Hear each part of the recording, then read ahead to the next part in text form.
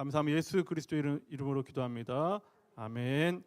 예, 거기로부터 살아있는 자와 죽은 자를 심판하러 오십니다. 거기로부터 살아있는 자와 죽은 자를 심판하러 오십니다라는 우리가 사도신경의 고백이 어떠한 것인지 성경 말씀을 통해서 함께 나누도록 하겠습니다. 여러분 기억하실지 모르겠지만 10여 년 전쯤에 거제 지진이 있었던 적 있죠. 경주에서 지진이 크게 나고 그 여파로 거제에 지진이 있었어요. 확인하기 위해서 기사를 찾아보니까 2016년, 그러니까 딱 10년 됐더라고요. 그때 제가 우리 예배당 옥상에, 그러니까 지금 살고 있는 사택에서 살고 있었잖아요. 제 아내와 어린 3명의 그때 아이들이었으니까 어린 3명의 아이들과 살고 있었습니다. 저는 처음 그때 지진을 겪었습니다. 처음 짧은 시간이었지만 그때 아내는 두려워했고 아이들은 이제 막 울기 시작했어요. 막 집이 흔들리니까. 저도 좀 무섭긴 했지만 가족들에게 괜찮다 하면서 다독이고 처음 겪었던 지진에 대해서 신기했던 일이 있습니다. 그때 알았습니다. 우리 교회 건물이 생각보다 잘 지어졌구나. 물론 다시 그러한 지진이 발생하고 또 나라에서 재난 문자를 통해서 경고해 준다면은 일단은 저는 대피는 할 것 같긴 해요. 혹시 모르니까. 여러분 AI 시대, 인공지능 시대 이런 얘기 들어보셨어요? 이 인공지능 기술은 벌써 우리 생활 속으로 깊이 들어왔죠. 여러분 핸드폰으로 이렇게 음성으로 말도 할 수 있잖아요, 그렇죠? 이제 영어 못해도 외국 나가서 이 번역기를 통해서 바로 대화가 가능한 시대가 됐단 말이죠. 작년 2025년 6월부터 서울시에서는 심야 자율 주행 택시를 운영하기 시작했습니다. 운전자 없이 기사 없이 운전이 시작됐어요. 무려 8개월 동안 4,200건 운행을 했는데 무사고를 기록했다고 합니다. 그러니까 지금 우리는 사람 대신에 컴퓨터가 판단하고 결정을 하는 시대를 살고 있습니다. 이런 시대 흐름 속에 가장 앞선 인물이 하나 있는데 여러분 일론 머스크라고 하는 분 이름을 들어보셨습니까? 여러분 잘 아시는 테슬라라는 전기 자동차를 각종 최첨단 전기 자동차의 운영자고 각종 최첨단 인공지능 기술의 대표자입니다. 지금 이 일론 머스크란 분이 이러한 기술력을 통해서 현재 세계 1위 부자에 등극했습니다.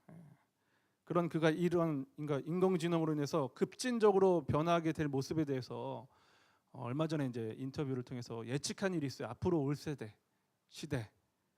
그래서 몇 가지 한 몇십 가지가 있는데 그 중에 대표적인 거 한 3가지만 소개를 해보도록 하겠습니다. 첫 번째로 우리 한번 같이 볼게요. 첫 번째로 전문직의 소멸입니다. 소위 말하는 하얀 옷을 입고 이런 화이트 컬러 계열의 이야기를 하죠.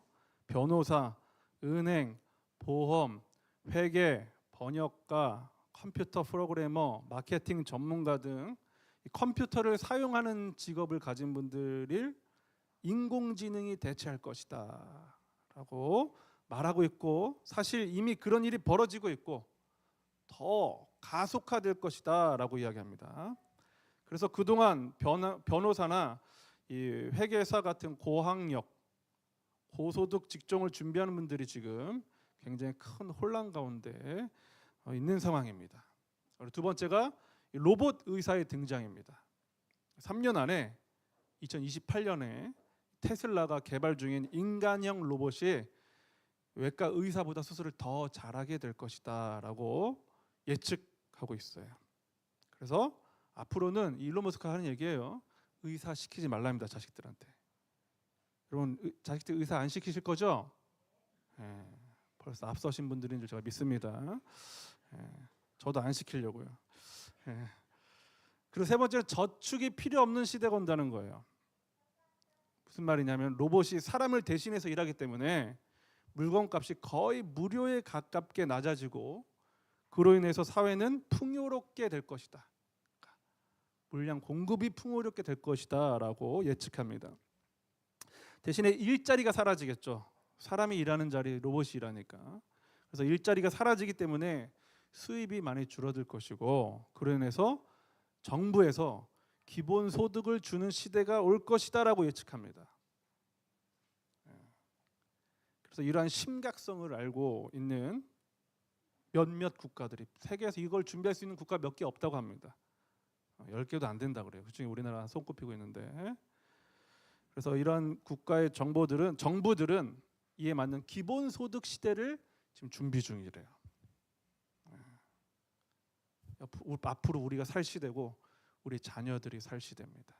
아주 심각한 얘기들이 더 많이 있는데 그거는 뭐 여기서 얘기할 건 아니고 그런 시대라는 거예요. 그 외에 많은 변화들이 생각보다 훨씬 빠르게 오고 있다고 경고하고 있습니다. 이에 따라서 지금 우리의 자녀 세대들, 특히 초등학생들은 직업을 가지지 못할 수도 있다고 예측하기도 해요. 일자리가 없어서. 그리고 처음 일하는 사람들 기회를 안 준다는 거예요. 기존 인력으로 충분히 가능하기 때문에. 여러분, 제가 지금 이야기하고 있는 것은 은밀한, 저만 알고 있는, 몇몇만 알고 있는 그런 은밀한 이야기가 아니잖아요, 그렇죠? 다 알고 계시는 이야기일 겁니다. 그런 정보예요. 그래서 지금 이 설교를 듣고 있는, 또 이 정보를 알고 있는 10대, 20대 젊은 세대들은 앞날에 대한 걱정이 많고, 또 기성세대들, 저와 같은 기성세대들은 예측이 안 되기 때문에 되게 조언을 해줄 수 있는 시대가 아닌 거예요. 그래서 저희 자녀들에게도 어떻게 살아라라고 얘기하기가 쉽지 않아요. 예전에는 공부 열심히 해서 좋은 대학 가고 좋은 직장 가면 잘 살 수 있어, 부자 될 수 있어 이렇게 말했는데 이젠 그런 시대가 아니니까. 그래서 걱정이 많죠.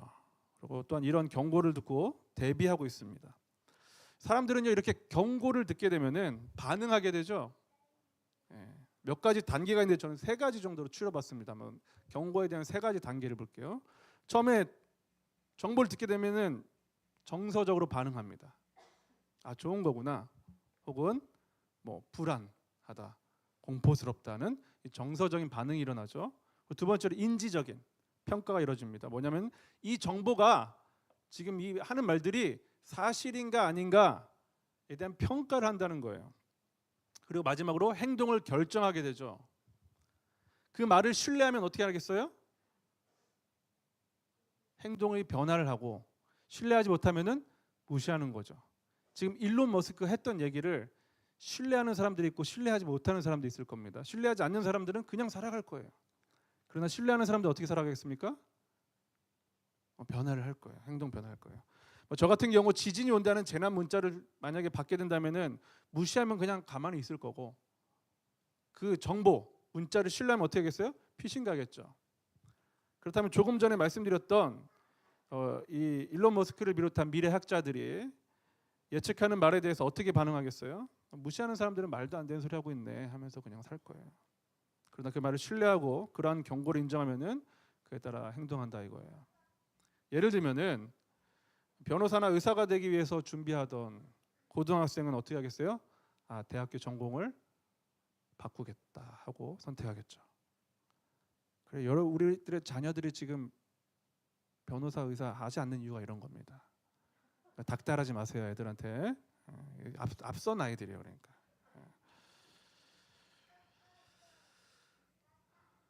주부들은 어떻게 행동할까요? 여러분 있잖아요. 오늘이 폭탄 세일 마지막 날이다 하는 정보를 얻게 돼요. 그러면 어떻게 해요? 빨리 달려가죠. 행동을 결정하죠. 경고를 받게 되면 경고를 인식하고 바로 행동의 변화를 옮긴다는 거예요, 사람들은. 그런데 바꿔 생각하면 이런 경고는 뭐예요? 경고라기보다는 기회가 될 수 있는 거죠. 그렇죠? 그래서 누구보다 빠르게, 남들보다 다르게 행동하는 것들이 바로 정보를 인정하는 사람들의 태도입니다. 여러분, 왜 우리는 세상의 경고 앞에서는 불안해하며 즉각 반응하는데 하나님의 경고 앞에서는 태연하게 미루고 있을까요? 그분의 경고는 덜 중요한 것입니까? 아니면 우리가 무시하고 있는 걸까요? 오늘 우리는요, 예배 시간에 찬양과 함께 기도를 드렸어요. 그리고 다 같이 사도신경을 했잖아요. 사도신경은 우리의 믿음의 내용에 대해서 고백하는 겁니다. 함께. 그 중에 오늘 바로 다룰 내용이 이 사도신경 내용인데 다시 한번 볼게요. 전능하신 아버지 하나님 우편에 앉아 계시다가 우리 지난주에 했잖아요. 그렇죠? 그다음에 어떻게 한다고요? 거기로부터, 거기가 어디예요? 하나님 우편에. 거기로부터 뭐하러 오신다고요? 살아있는 자와 죽은 자를 심판하러 오신답니다. 경고를 하고 있어요. 이 경고의 내용을 우리는 믿는 거예요. 그러니까 여기 모여 있는 사람들, 예배드리는 사람들은 이 경고를 믿는 사람들입니다. 심판에 대한 내용이죠. 심판하러 오신다니까. 우리가 조금 전에 읽어보았던 데살로니가후서 1장 8절부터 9절 말씀을 다시 한번 같이 한번 읽어볼게요. 1장 8절부터 9절입니다. 시작. 그분은 하늘의 불꽃 가운데 나타나셔서 하나님을 알려고 하지 않는 자들과 우리 주 예수님의 복음에 순종하지 않는 자들을 벌하실 것입니다. 그들은 영원히 멸망해서 주님과 가까이 있을 수 없고 그분의 크신 영광을 볼 수도 없게 될 것입니다. 여러분 뭐라고 이야기하고 있습니까? 하늘의 불꽃 가운데 나타나셔서 하나님을 알려고 하지 않는 자들과 주 예수님의 복음에 순종하지 않는 자들 뭐 하신다고요? 벌하신다. 그들은 영원히 멸망해서 주님과 가까이 있을 수도 없고 그분의 크신 영광을 볼 수도 없게 될 것이라고 이야기합니다. 여러분 지금 오늘날 예배하는 거 그렇죠? 지금 여러분 예배하러 오셨잖아요, 그렇죠? 예배하는 거 어떻게 보면 별일 아니죠. 그냥 아무 때나 와서 예배 드리면 아무 교회 나가서 아무 때나 예배 드리면 된다고 생각하실 수 있겠지만 지금 이 땅에 사는 예배는 그렇게 우리가 아무 때나 선택할 수 있다고 생각하시겠지만 마지막 날 심판 이후에 하나님을 예배하는 건 우리의 선택권이 없어지게 된다는 걸 여러분 기억하셔야 돼요. 그때 우리가 예배하고 싶어도 예배를 못한다 이겁니다. 여러분 일론 머스크가 미래에 대해서 예측을 했지만 저도 일론 머스크에 대해서 예측할 수 있는 게 있어요. 저는 그분에 대해서 예측할 수 있어요. 그도 죽는다는 거예요. 그리고 죽음 이후에 심판이 있고 어떤 누구도 이 심판에서 예외가 없다는 겁니다. 그런데 여기서 한 가지 중요한 질문을 우리가 던져볼 수 있겠죠. 의문이 들죠. 하나님은 왜 심판을 하실까? 왜 그리고 예수님은 살아있는 자와 죽은 자를 심판하러 오신다고 경고를 하실까요? 이 질문은 오늘날 많은 사람들의 마음을 불편하게 하죠. 그래서 따져 묻습니다. 하나님 사랑이시라면서 하나님은 사랑의 하나님이시라면서 왜 심판을 하시고 지옥에 가두시냐라는 거예요. 여러분 이 질문에 대해서 대답하기 위해서는 우리 하나님이 어떤 분이신지에 대해서 알아야 돼요. 우리 시편 11장 4절부터 7절까지의 말씀 같이 한번 읽어볼게요. 시편 11장 4절부터 7절까지 말씀 같이 한번 읽어보겠습니다. 시작. 여호와께서 성전에 계시며 여호와의 보좌는 하늘 높이 있습니다. 그리고 사람들을 눈여겨 보십니다. 눈길을 떼시지 않고 사람들을 자세히 살피십니다. 여호와는 의로운 사람들은 사랑하시지만 악한 자들과 다른 사람을 해치려는 사람들은 미워하십니다. 여호와는 악한 자들 위에 숯불과 유황불을 비오듯 쏟아 부을 것입니다. 태워버리는 불바람이 그들의 운명이 될 것입니다. 여호와는 의로우시며 정의를 사랑하십니다. 정직한 사람들이 그분의 얼굴을 보게 될 것입니다. 아멘. 여러분 7절에서 우리가 방금 읽었던 7절 말씀 잠깐만 7절만 한번 다시 띄워주세요. 7절에서 뭐라고 이야기하고 있어요? 여호와는 의로우시며 정의를 사랑하십니다. 어떠한 분이세요? 의로우시고 정의를 사랑하시는 분이에요. 여러분 의롭다는 게 무슨 뜻입니까? 쉽게 말하면은 옳다는 거예요. 그리고 옳고 그름에는 기준이 있겠죠. 여러분 우리가 살아가면서 종종 다툼이 생기죠. 다툼이란 게 뭡니까? 옳고 그름에 대한 이야기죠. 누가 옳으냐 누가 그르냐. 부부싸움을 예로 들어볼게요. 제 이야기는 아닙니다. 대개 시작이 이렇습니다. 한 명이 지적을 하죠. 그러면 그 말을 듣고 있던 사람이 반응합니다. 그렇게 말한 너는 그렇게 잘났냐? 제 이야기는 아니라고 그랬어요. 여러분들한테나 있는 얘기죠, 그렇죠? 네. 저는 혼자 사니까 이런 일이 잘 없단 말이죠. 그래서 부부 싸움을 하다 보면 이런 이야기가 나오잖아요. 이제 이렇게 막 이야기, 네가 잘났네, 내가 잘났네 이야기가 나오다 보면은, 야 우리 길 가는 사람한테 한번 물어봐라. 내가 하는 말이 맞는 말인지 틀린 말인지, 네가 하는 행동이 맞는 말인지 아닌 말인지 길 가는 사람한테 물어봐라. 왜 이런 말을 하는 겁니까? 옳고 그름에 대해서 제3자가 판단해달라는 거, 심판해달라는 거예요. 여러분 이런 모습이 우리 부부 사이에만 있는 게 아니잖아요, 그렇죠? 가족끼리, 회사에서, 정치인들끼리, 또 교회에서도 이런 일이 벌어지죠. 여러분 잘 보세요. 인간과 인간이 다투고 서로의 잘잘못을 가리자는 모습을 아주 노골적으로 표현한 속담이 있어요. 인간의 다투는 모습을. 겨 묻은 개가 똥 묻은 게 나무란다. 여러분 뉴스를 보다가 보면 화가 날 때가 있죠. 언제 화가 납니까? 심판받아야 할 인간이 제대로 처벌받지 않고 나와서 떵떵거리는 거 모습 보면은 우리는 이렇게 말하죠. 정의는 죽었다. 이것이 바로 인간의 본성에 심겨진 정의에 대한 감각이에요. 옳고 그름에 대해서 우리는 이야기한단 말이에요. 그런데 우리가 뉴스를 보면서 아이 저 나쁜 놈, 저 죽일 놈 하는 그 대상이 똥 묻은 개라면은 그걸 이야기하는 우리는 뭐예요? 겨 묻은 개. 혹은 우리가 똥 묻은 개일 수도 있습니다. 옆에 한번 바라보세요. 한번. 얼마나 묻었나 한번 바라보십시오. 겨 묻은 개가 똥 묻은 개를, 똥 묻은 개가 겨 묻은 개를 가지고서 잘잘못을 따지고 심판하지만, 여러분 그렇죠? 우리가 이 땅에 사는 동안 그렇게 살아간다고요. 하지만 마지막 날이 되면요 심판자가 바뀝니다. 아까 우리 시편 말씀 읽어봤죠. 하나님께서 이 모든 일을 지켜보고 계신다. 그리고 하나님께서 심판자로 등장하신다는 거예요. 그런데 그분의 성품이 어떻다고요? 의로우시답니다. 주님이 이제 저와 여러분에게 말씀하실 거예요. 너는 그렇게 잘났냐? 뉴스 보면서 비난하는 너는 그렇게 잘났냐라는 거예요. 그렇게 말하는 너는 그렇게 의로우냐? 여러분 저는 의로운데요 라고 말할 수 있는 분 있습니까?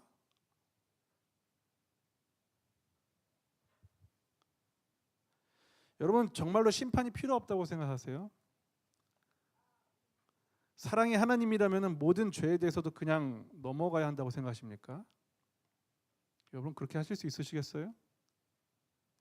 여러분에게 불이하게 하는 이들에게 그렇게 하실 수 있겠습니까? 그렇다면 옳고 그름에 대해서 이야기를 해봐야겠죠. 그렇죠?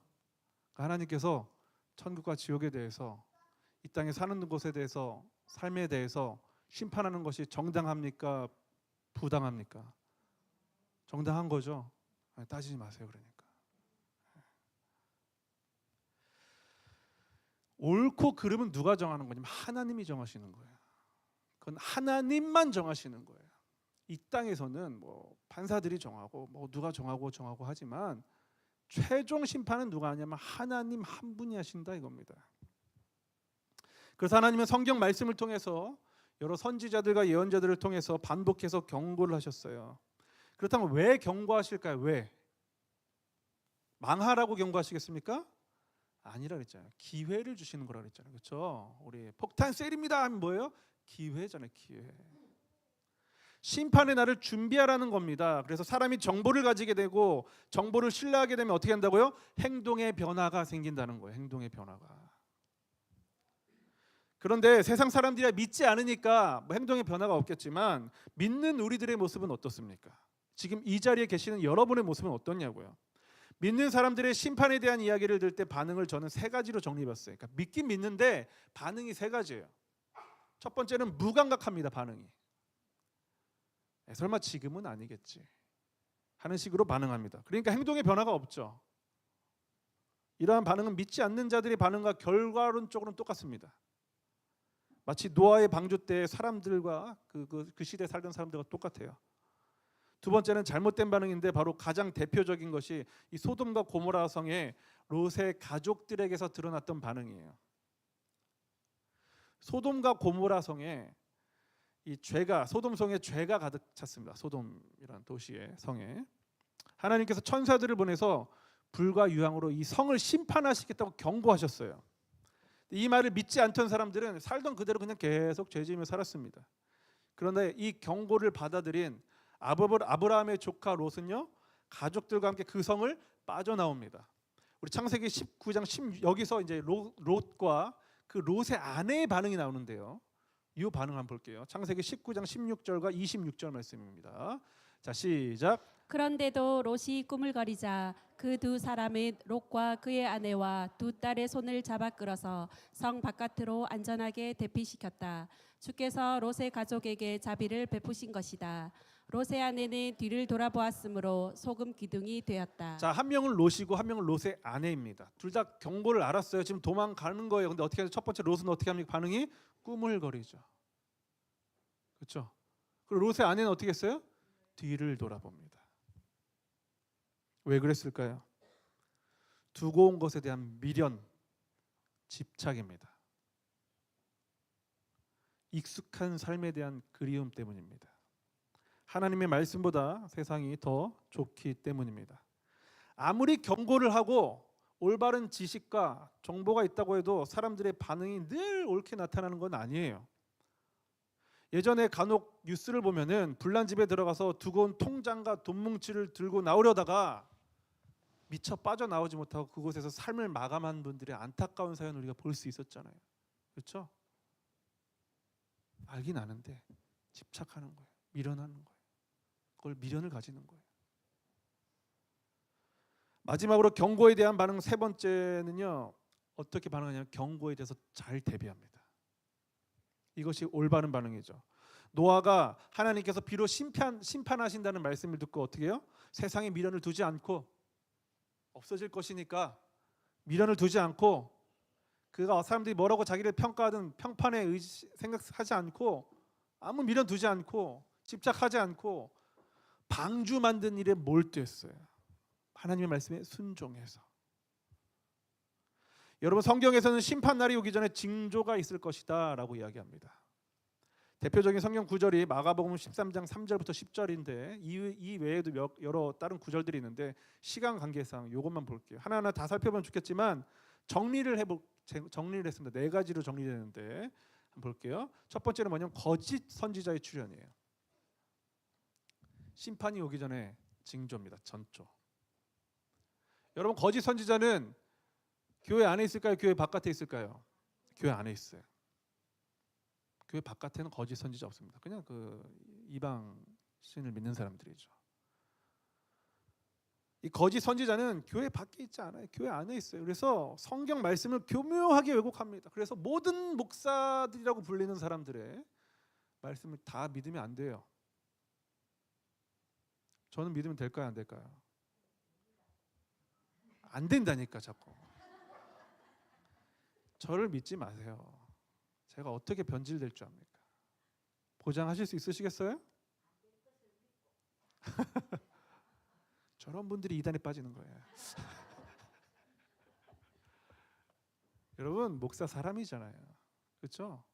늘 바른 판단을 하는 것도 아니고 또 모든 것에서 초연한 사람도 아닙니다. 저도 돈을 좋아하고요. 저도 사람을 좋아하고 저도 평안을 좋아합니다. 그러면 이 유혹을 가지고 저도 빠지겠어요? 안 빠지겠어요? 저도 치열한 싸움을 하고 있잖아요. 거기 한 번 무너지면 끝이에요. 그리고 여러분은 어떻게 제가 말씀 갖고서 장난을 칠지 모르는 거예요. 그럴 가능성이 100%입니다. 안 되기를 소망하고 힘쓰고 싸우는 것뿐이에요. 여러분 교회 안에 거짓 선지자 많이 있어요. 하나님의 말씀을 듣는데 불편함이 없고 늘 평안하고 기쁜 소식만 전하는 그분을 의심하십시오. 왜냐하면 성경에는 경고에 대한 이야기가 많거든요. 경고로는 많이 불편하잖아요. 그래서 교회를 안 나오는 분들도 계시겠지만 난 이 목사님 말씀만 들으면 너무 마음이 평안해. 이런 좀 어쩌다 그럴 수는 있지만 계속 그런 분이 있다면 그 조심하시라 이거예요. 혹은 그렇게 자꾸 그런 것만 찾아 듣는 분이 계시다면 태도를 고치십시오. 그런 분들은. 거짓 선지자. 두 번째는 전쟁과 지진 기근입니다. 지금도 일어나고 있죠. 늘 있는 일이에요. 성도들의 고난이 있다라고 말씀하십니다. 이 또한 과거와 오늘날 여전히 진행 중입니다. 그리고 하나님의 복음이 온 세상에 전파되어야 한다. 이 또한 사도행전 예수님의 제자들부터 시작돼가지고 지금 계속 땅끝까지 복음이 전파되고 있어요. 그러니까 이 네 가지가 다 뭐냐면은 다 진행 중이라는 거예요. 그렇죠? 네, 과거부터 지금까지 진행 중이에요. 즉 종말은 이미 시작되었습니다. 그리고 심판의 날을 향해서 가고 있는 거예요. 종말의 경고가 시작됐고 심판의 날이 여기 있으면 저와 여러분 이 중간 시대를 살고 있다 이거예요. 중간 시대를. 그렇기 때문에 그게 언제냐 하고 예측하는 것은 아무 의미가 없습니다. 미리 다 보여주셨잖아요. 지금이 그때라니까요. 언제냐고 묻지 마십시오. 전에도 말씀드렸지만 그날은 하나님 아버지만 아십니다. 그럼에도 불구하고 왜 그토록 우리는 그날을 알고 싶어 할까요? 왜 알고 싶어 할까요? 솔직하게 말해 볼까요? 내 마음대로 살다가 그쯤에 고쳐 살려고 하는 거 아니에요? 냅두세요.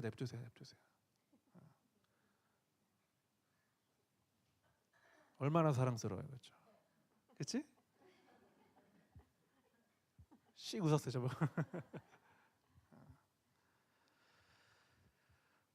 마치 학생들이 내내 놀다가 벼락치기 하듯이 주부들이 평소에 청소 하나도 안 하다가 손님 온다고 하면 급하게 청소하듯이, 그렇죠?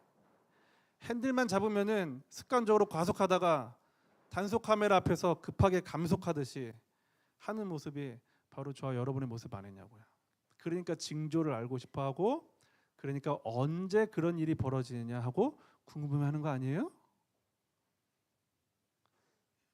미리 다 얘기해 주셨는데. 여러분, 죽을 준비하셨습니까? 이 말을 바꿔서 말하면 여러분 심판받을 준비 되셨습니까? 라고 말할 수 있겠어요. 여러분, 하나님께서 저 하늘에서 우리의 모든 삶을 다 살펴보고 계시는데 하나님을 속일 수 있을까요? 제가 목사잖아요. 그러면 이런 말을 많이 듣습니다. 제가 대화하면서 눈을 쳐다보고 있으면은 자기 죄를 다 알고 있는 것 같이 보인대요. 무섭대요. 그래서 물론 영적인 감각이 살아나서 그게 보일 때도 있습니다. 실제로 이분이 이런 죄를 갖고 있고 죄에 얽매여 계시구나 하고서 판단이 될 때가 있어요. 영적으로. 그런데 제가 다 알겠습니까? 그렇진 않아요. 정작 저도 하나님 앞에서 죄인일 뿐이에요. 그런데 사람들이 그런 감각을 갖고 있는 거예요. 여러분, 믿는 사람들이 이런 반응을 보이는 게 아닙니다. 믿는 사람도 그런 반응을 보이지만 믿지 않는 사람도 저한테 그런 반응을 보여요. 두렵다는 거예요. 다 까발려진 것 같다는 거예요. 심판에 대한 자각이 있는 거예요. 여러분, 그러나 정작 저도 하나님 앞에서 심판받을 죄인일 뿐입니다. 지금 돌에 미중에서 미를 쳤나요?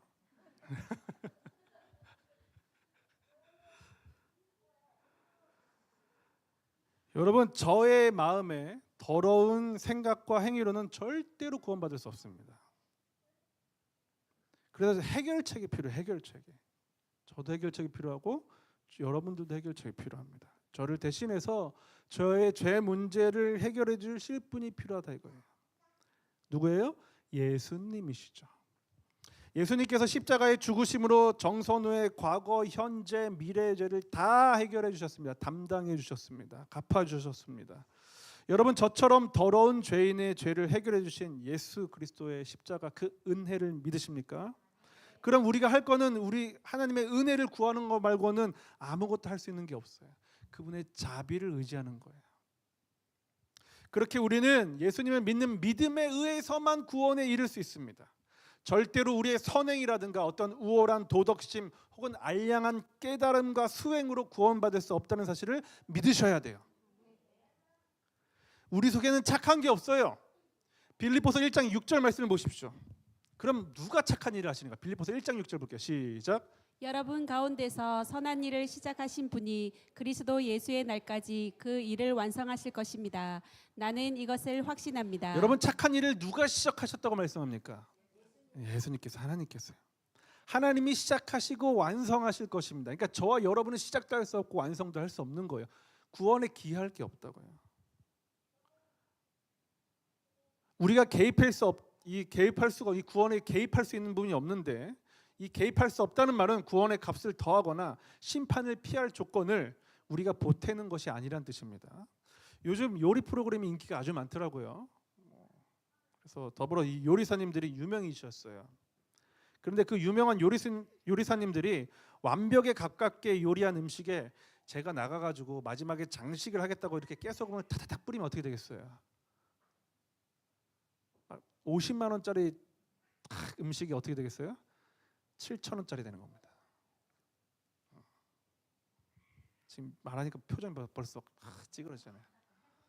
깨소금 하나 뿌리겠다 그랬는데, 여러분, 그건 도움입니까? 방해입니까? 예수님께서 완전하게 이루어놓으신 구원, 그 십자가 사랑에다 내가 뭘 하나 보태겠다는 거는 도움입니까? 방해입니까? 방해라고요. 방해. 여러분, 그러면 아무것도 하지 말라는 겁니까? 막 살라는 거예요? 그거 아니죠. 어떻게 하면 될까요? 마치 음식을 만드시는 그 수고를 다 하신 요리사님들의 음식이 우리가 감사와 칭찬으로 맛있게 먹듯이 예수님께서 나의 죄를 해결해 주신 것과 심판에서 자유하게 하신 일에 대해서 감사와 찬양으로 반응하고 구원받은 자로서 주님의 뜻에 순종하면서 살아가야 되는 겁니다. 이해되십니까? 순종해서 구원받은 게 아니라 구원받았기 때문에 순종하는 거예요.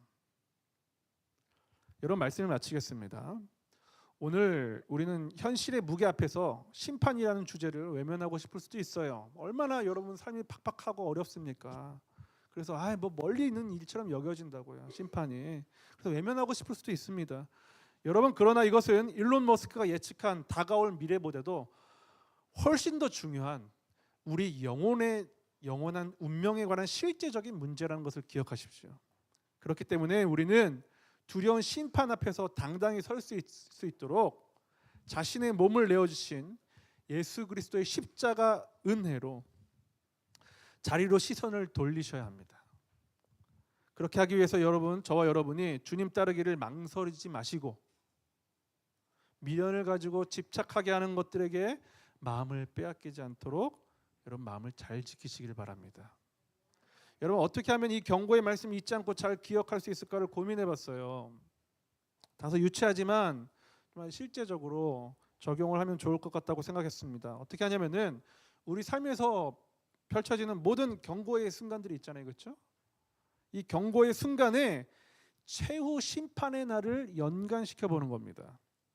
예를 들면 학생들은 중간고사, 기말고사, 대입시험 기간에 최후의 심판이 있었지 라는 걸 기억해 보는 거예요. 우리 주부들은 폭탄 세일에 대한 정보가 날아올 때 마지막 최후의 경고가 있었지. 또 TV나 문자를 통해서 재해 소식이나 경고가 있을 때 지금은 최후 심판의 날에 대한 경고가 있구나라고 기억해 보는 거예요. 그래서 그 정보를 가지고 우리의 행동을 변화시키는 겁니다. 그리고 나아가서 우리의 마음을 빼앗기는 것들로부터 나를 지킬 수 있도록 말씀을 암송하시기를 부탁드립니다. 우리 잠언 4장 23절 말씀 여러분 잘 아시고 잘 기억하고 암송하시는 말씀이시겠죠? 한 번 더 우리 볼게요. 같이 한번 읽어보겠습니다. 시작. 무엇보다도 내 마음을 지켜라. 내 마음에서 생명의 샘이 흘러나오기 때문이다. 무엇보다도 뭘 지키랍니까? 재산 지키란 말씀이 없어요. 우정을 지키라 이런 말 하지 않아요. 뭘 지키라고요? 마음을. 무엇보다도 마음을 지키십시오. 왜요? 마음에서 생명의 샘이 흘러나오기 때문입니다. 그렇게 우리 마음 중심에 주님을 모심으로 최후 심판의 날이 정죄에 대한 두려움이 아니라 기대와 감사로 날마다 하루하루를 잘 준비하며 사는 저 여러분 될 수 있기를 우리 주 예수 그리스도로 축복합니다. 우리 다 같이 자리에 일어나셔서 우리 찬양하겠습니다. 우리 예수님을 기억하시면서 내 마음의 한 자리 찬양합니다.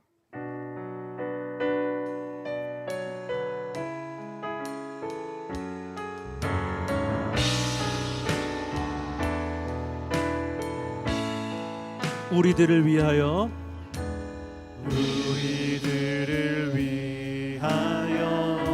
십자가에 못 박혀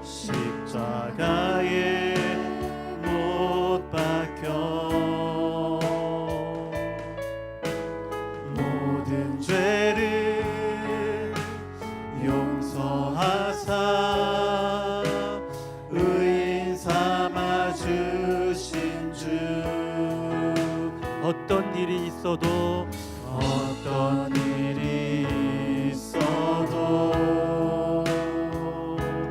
나를 버리지 않고 죽기까지 사랑하신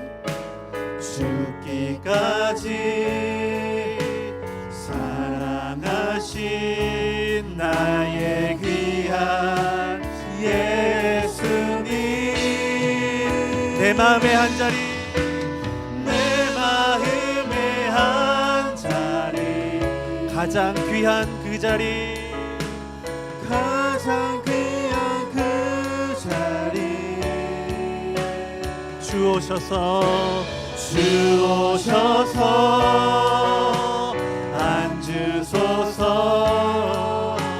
주님만 나의 보배 내 마음의 한 자리 내 마음의 한 자리 가장 귀한 그 자리 가장 귀한 그 자리